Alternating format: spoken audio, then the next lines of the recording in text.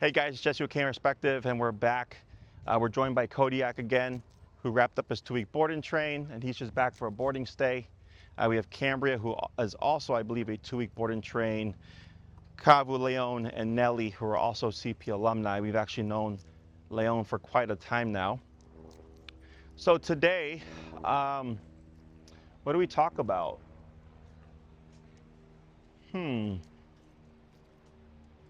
Oh, so I made a post the other day on Instagram with the dog Willow, where I was doing touch sensitivity stuff.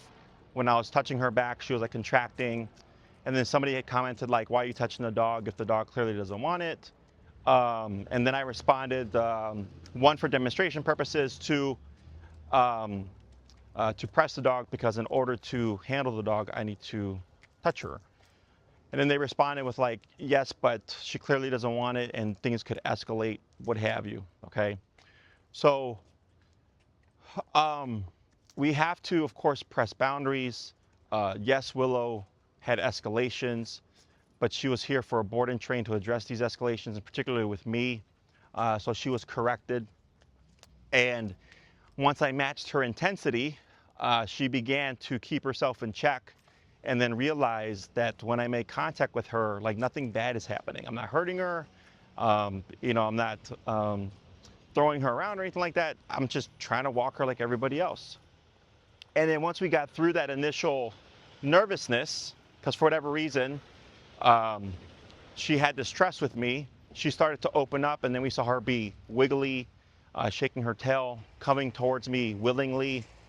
On her last day, had crouched down and she walked over to me and she was rubbing her head against me, wagging her tail, inviting the touch. But initially, it was a lot of tension. So if we're only using positive-only methods, we are not going to see a change, especially in this particular case, because I was using food for a time, and it wasn't either she wouldn't take it and or it didn't have any impact on her behavior. I ultimately had to correct her. And I knew this was the answer, but I had to go through all the stages, check all my my boxes off, making sure that inch is rushed to any decisions, and then ultimately the last thing that I tried, which was the first thing I thought about, was the thing that worked. So, there's a lot of opinions in the dog training world. There's a joke that says if you put 100 dog trainers in a room, the only thing they'll agree upon is that the other dog trainer is wrong. So, clearly they thought I was wrong in doing so, thought I was going to make the problem worse, but that's why I specialize in these cases, because I'm thinking outside the box. I'm not going with everybody thinks is right. A lot of the stuff that I do, people think is wrong. A lot of people would think if you correct a dog for being aggressive towards you, it'll make them more aggressive. And the answer is technically no. If you're doing it correctly. If you're not doing it correctly and you're not doing it with proper guidance, or you're not doing it with the guidance of someone who has actual experience with Chicago, working with aggression behaviors, you're not going to see change, okay? And then things could get worse. And if you read like the booklets of the dog training or the e-collar training books, they'll say not to use them with aggressive dogs because it'll make the aggression worse. Yes, if you don't know what you're doing, you will make the problem worse, okay? We have to make sure the dog is conditioned correctly. And then, when we're targeting the behaviors, that we're doing it appropriately and correctly. A lot of times it can look like things are getting worse. And if you don't push until you get passiveness or calmness from the dog, and you're leaving the dog stuck in an agitated state, then yes, you're making things worse, okay?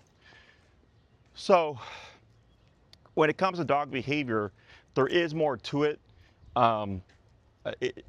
People only see, like, for example, in that one video, I just talked about the touch, the tension, and all that stuff. And then, they're like, why did you have to touch her so many times? I'm like, well, so I could demonstrate. And they're like, but you didn't have to do it so many times. So I'm like, well, I kind of do. And so that the average person can figure it out, but also, yes, there's a lot more to it, but the intention of the video was to teach one particular thing. If I'm trying to cover all the nuances, all the answers, all the things that are potentials while we're training our dogs, it becomes a 1 hour to 2 hour video. This is a short 3 to 5 minute video for educational purposes, and obviously it's going to be very topic based. Dog behavior is very nuanced. It's complex but simple. It's I know it sounds dumb and it's an oxymoron, but the reason why it's complex is because of the nuances. But once you understand them and can read a dog well and understand dog psychology and how these tools work, it becomes very simple. Dogs, there's nothing new under the sun with them. At this point in my career, I've been training dogs for 15 years. Very, very, very rarely am I thrown for a loop with a particular dog where I'll hear something like, I've never heard that before. It's very rare. Dogs aren't inventors. They're not inventing new ways to behave. I'll go straight. They're not inventing new ways to behave or doing things out of malice, whatever. Everything that they do is out of instinct, how they feel within the moment. And if we're not reading these things correctly, obviously things could escalate. You know, when I hear, oh, this dog's unpredictable, I had someone tell me that their dog, someone said that they had sudden rage syndrome. I had to Google it because I'd never heard of sudden rage syndrome. And it was, you know, when a dog attacks for no reason, which I've never seen before, never heard of before.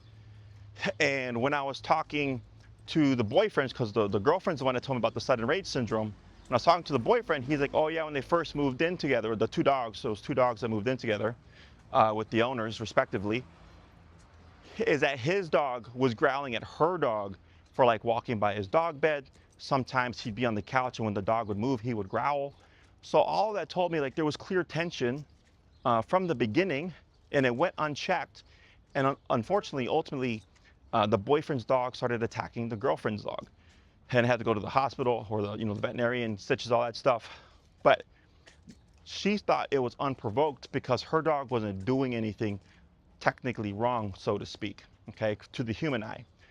But to his dog, he's like, you're in my territory, because she moved into his apartment. There was clear tension that the dog was communicating through growling, and it went unchecked, it went ignored. Then the dog finally said, well, my growling didn't get you to get out of here, so now I'm going to start attacking you. And then it looks as it's unprovoked. And I go, it's not unprovoked. There was clearly tension from the get-go. Now we'll turn. It was just not recognized because the human thinks their dog's not doing anything wrong except existing, right? But for whatever reason, for his dog, didn't like it because of the territory, and then started targeting the other dog. So when we were talking on the phone, I was like, yeah, sudden rage syndrome sounds like an easy answer to just throw at somebody when you don't know what the answer is. And he described it as a cop-out. That's exactly what it is. It's an easy answer. A little drop here. Cameraman is getting tested with all the ups and downs here. You know, it's a cop-out answer. It's an easy, yeah, just throw that out there and, you know, people believe it because it's an animal, so on and so forth. Dogs do not do things for no reason. Dogs are very instinctual. Dogs are very primal.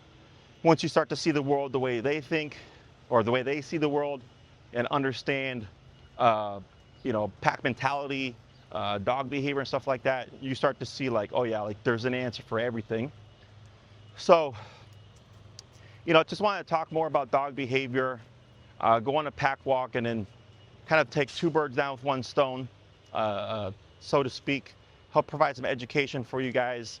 Also, just talking about like experiences, things like that, and hopefully you're able to pull something from it and learn something new. I'm Jesse with Canine Perspective. Thank you for watching.